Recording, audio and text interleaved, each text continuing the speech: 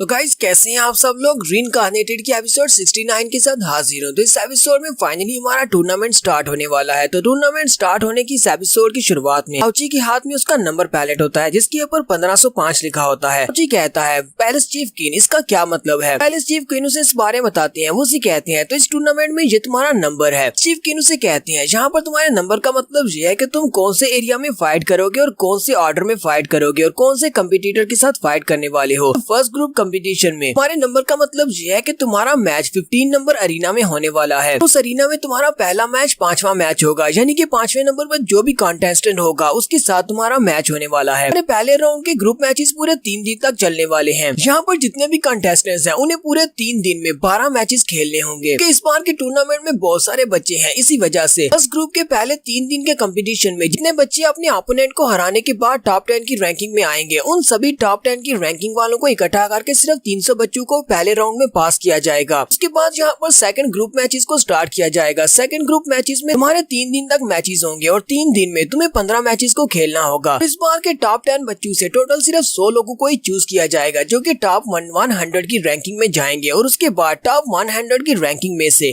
इन सभी का आपस में कंपटीशन होगा जिसमें से सिर्फ 32 लोगों को चूज किया जाएगा। यही 32 लोग एडवांस फाइनल एलिमिनेशन राउंड तक पहुंचेंगे और उसके बाद आगे के मैचेस कंटिन्यू होंगे। ये सारा हिसाब निकालने के बाद जाउची से कहता है मैंने सारा हिसाब लगा लिया है। मुझे लगता है कि अगर तुम्हें फाइनल राउंड तक पहुंचना है तो तुम्हें यहाँ पर 27 मैचेस को खेलना होगा। तुम्हें 27 अपोनेंट्स को हराना पड़ेगा तभी तुम फाइनल में पहुंच पाओगे। इसे जाउची से कहती है यहाँ का एटमॉस्फेयर तो वाकई बहुत ज्यादा टेंस होता है, तुम्हें घबराने की जरूरत नहीं है। हमारी बात पहले से हो चुकी है, तुम्हें सिर्फ इस बार टॉप 100 की रैंकिंग में आना है। ज्यादा कुछ करने की जरूरत नहीं है और ना ही अपने ऊपर ज्यादा लोड डालने की जरूरत है। जाउची उसे कहता है मैं इस बार में बिल्कुल भी नहीं भूला, इस बार की टॉप 100 की रैंकिंग में तो मैं जरूर आऊंगा। के अंदर से जाउची सोच रहा होता है टॉप 100 की रैंकिंग में आना ये मेरा मकसद है ही नहीं, मुझे तो टॉप 1 पर आना है। इन पर से नेक्स्ट सीन में फैन जू भाई और उसके छोटे भाई का दिखाया जाता है। छोटा भाई बड़े भाई से कहता है ब्रदर मैंने पता लगा लिया है, जी का नंबर 1505 है और उसकी फाइट 15 नंबर अरीना में 5th नंबर पर होने वाली है और जिस लड़के के साथ उसकी फाइट होने वाली है मैंने उस लड़के को अच्छे से बता दिया है, वो इसका काम कर देगा। अगर जाउची इस फाइट के दौरान मरता नहीं है तो मुझे लगता है कि कम से कम वो अपना 1-2 बाजू तो गवा ही देगा। तो यहीं से हमें सबसे पहले जाउची के मैच को ही दिखाया जाता है। जाउची का ग्रुप 15 का मैच 5वें नंबर वाले ब्लू विंड इंपीरियल फैमिली से युनची और दूसरी तरफ से साउदर्न जेड क्लाउड से वो यांजी लड़का होता है। तो दोनों यहाँ पर आपस में फाइट करने वाले हैं। वो यांजी जो कि स्पिरिट फॉर्म के 2nd लेवल पर है, वो जाउची से काफी ज्यादा स्ट्रॉन्ग है, उसके पास एक बड़ी सी तलवार भी है। तो वो यांजी जल्दी से जाउची के ऊपर अटैक करने के लिए आगे बढ़ता है और जाउची से कहता है तुम तो कुछ ज्यादा ही अनलकी हो, तुम्हारा सामना यहाँ पर मेरे साथ हो गया है। तो तुम यहाँ पर मरना नहीं चाहते तो चुपचाप यहाँ पर मेरे सामने खड़े हो जाओ ताकि मैं तुम्हारा 1-2 बाजू काट सकूं। जाउची के ऊपर अपनी तलवार को घुमाकर अटैक करता है तो जाउची जल्दी से जंप करते हुए साइड पर हट जाता है, लेकिन वो वहीं से फिर से अपनी तलवार को घुमाते हुए जाउची के चेहरे के ऊपर अटैक करता है। जाउची कहता है इसे देखकर तो लगता है कि ये डायरेक्टली मेरे फेस के ऊपर अटैक कर रहा है ताकि ये मेरा चेहरा बिगाड़ सके, लेकिन आखिर ऐसा कर क्यों रहा है, ये मेरे फेस के पीछे क्यों पड़ा हुआ है। ऐसी बात है तो फिर मुझे भी इसकी परवाह करने की जरूरत नहीं है। जाउची वहीं से नीचे की तरफ झुकते हुए उसके पेट में एक जबरदस्त पंच मारता है, के साथ ही यांजी के हाथ से उसकी तलवार गिर जाती है और वहीं पर नीचे बैठ जाता है। टूर्नामेंट का अनाउंसर कहता है फू यांजी 10 की गिनती गिनने तक उठ नहीं पाया, इसी वजह से इंपीरियल फैमिली के जाउची ने इस मैच को जीत लिया है। यहाँ से हमारे आगे के मैचेस बहुत ज्यादा फास्ट दिखाए जाते हैं। उसके बाद सेकंड मैच में जाउची एक लड़के को किक मारता हुआ दिखाया जाता है और साथ ही कहा जाता है जाउची ने जहाँ पर सेकंड मैच को जीत लिया है। फिर तीसरे में जाउची एक लड़के को पंच मारता है, फिर चौथे में एक लड़के को मारता है और उसको भी हरा देता है। इस तरह जाउची अपनी ग्रुप में जितनी भी बैटल्स होती है उन सभी को जीत लेता है। देखने वाले भी सभी लोग बहुत ज्यादा हैरान होते हैं और कहते हैं ऐसा कैसे हो सकता है, ये लड़का तो ट्रू परफॉर्म राम की पीक पर है, लेकिन ये अपने से हायर राम के लड़कों को आसानी के साथ कैसे हरा पा रहा है। प्रिंसेस भी काफी ज्यादा हैरान भी होती है और खुश भी होती है। प्रिंसेस कहती है युनची तो वाकई में बहुत ज्यादा अच्छा कर रहा है, अगर ये इसी तरह जीतता रहा है तुझे कल के मैचेस को भी जीत लेगा और बहुत ही जल्दी ये टॉप 100 में अपनी जगह बना लेगा। पहले दिन के मैचेस खत्म हो जाते हैं।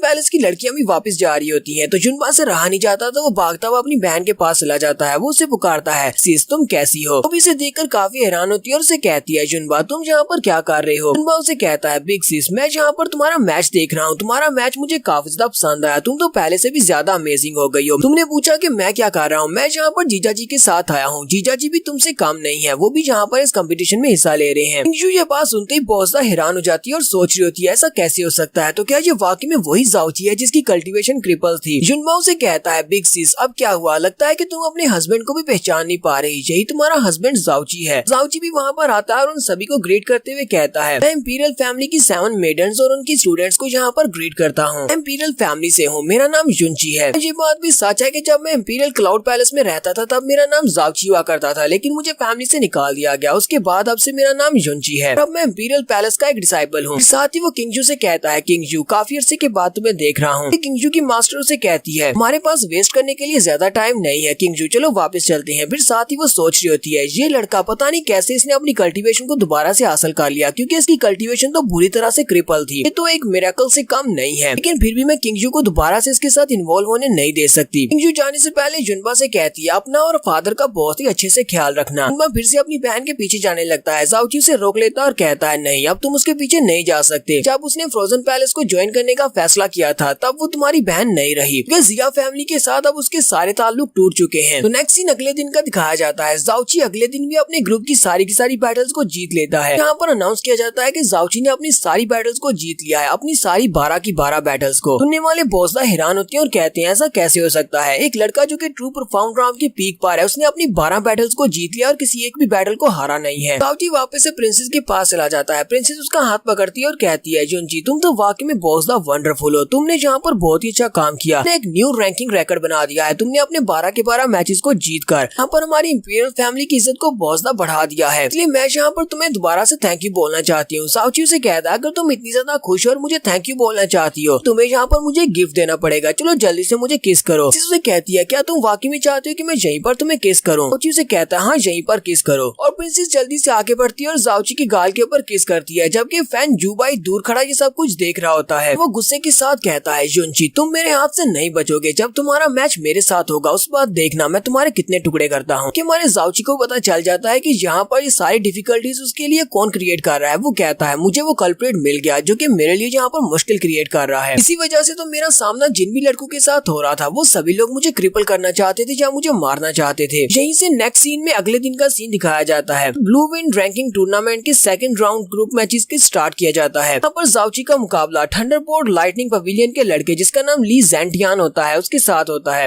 लड़के के पास 2 बड़े बड़े हैमर्स होते हैं, क्योंकि वो थंडरबोल्ट सेक्टर से है, इसी वजह से वो इलेक्ट्रिसिटी को यूज कर सकता है। तो ली जेंटियान जाओची से कहता है, मैंने तो सोचा भी नहीं था कि मेरा पहला मुकाबला तुम्हारे साथ होगा, जल्दी से अपने वेपन को बाहर निकालो और मेरे साथ मुकाबला करो, मैंने सुना है कि तुम बोसदा एरोगेंट हो। भी देखने वाले कहते हैं, इस लड़के का मुकाबला तो ली जेंटियान के साथ हो गया है। थंडरबोल्ट सेक्टर के सेक्टर मास्टर का यंग बेटा है और इसको काफी सारी थंडरबोल्ट टेक्निक्स भी आती है। लगता है कि युनची का सफर यहीं पर खत्म होने वाला है। जाओची उस लड़के से कहता है, चाहते हो कि मैं यहाँ पर तुम्हारे सामने अपने वेपन को निकालूं, तो तुम्हारी क्वालिफिकेशंस के ऊपर डिपेंड करता है कि तुम्हारे खिलाफ मुझे वेपन यूज करने की जरूरत भी पड़ती है या नहीं। जेंटियान काफी ज्यादा गुस्सा हो जाता है और अपने बड़े से हैमर के साथ जाओची के ऊपर अटैक कर देता है और कहता है, तो देखते हैं कि आखिर तुम कब तक मेरे सामने टफ बनने का नाटक करते हो, तुम्हें अपना वेपन तो निकालना पड़ेगा। लेकिन हमारा जाओची सिर्फ एक ही हाथ के साथ उसके बड़े से थंडर हैमर को रोक लेता है। लड़का भी बहुत सा हैरान हो जाता है और कहता है, ऐसा कैसे हो सकता है, मेरे इस थंडर हैमर का वजन 800 kg है। इस लड़के ने सिर्फ एक ही हाथ के साथ थंडर हैमर को रोक कैसे लिया? दूसरी तरफ से अपने दूसरे थंडर हैमर के साथ जाओची के ऊपर अटैक करता है। लेकिन हमारा जाओची उसी हाथ के साथ जिसने उसके हैमर को पकड़ा होता है उसको ग्राउंड के ऊपर पटक देता है और वो लड़का ग्राउंड के ऊपर नीचे गिर जाता है। वहीं से वो फिर से उड़ता है और अपने दोनों थंडर हैमर्स को आपस में टकराता है तो जबरदस्त इलेक्ट्रिक एनर्जी निकलती है और उसके साथ ही वो थंडर हैमर को जाओची की तरफ फेंक देता है। तो वहाँ पर एक जबरदस्त इलेक्ट्रिक बोल्ट का धमाका होता है। इस वक्त हमारा जाओची अपनी बड़ी सी क्लोसल जायंट स्वर्ड को निकाल लेता है। भी देखने वाले कहते हैं, युनची तो एक हैवी स्वर्ड यूजर है, तलवार को देखकर लगता है तो इसका वजन तो बहुत ज्यादा होगा